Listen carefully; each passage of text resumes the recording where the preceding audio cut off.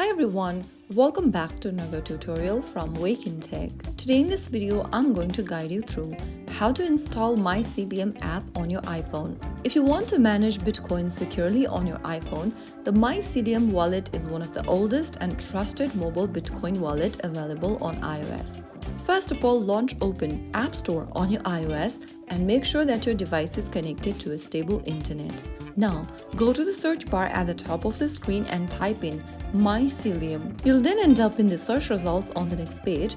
Tap on the Get button or the Download button right next to Mycelium wallet at the top. And once you do that, wait for the application to install on your device.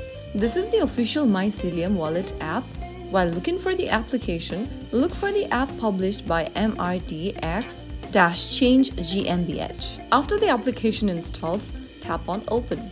And there you have successfully downloaded the Mycelium application on your iOS device. You can now choose to create a new wallet or restore an existing one if you already have a seed phrase. So that is how you easily install the Mycelium wallet. Now you can easily manage Bitcoin transactions right from your iPhone with full control over your private keys. If you found the video helpful, don't forget to like, share and subscribe to our channel. I will be back again in the next episode. Thank you for watching.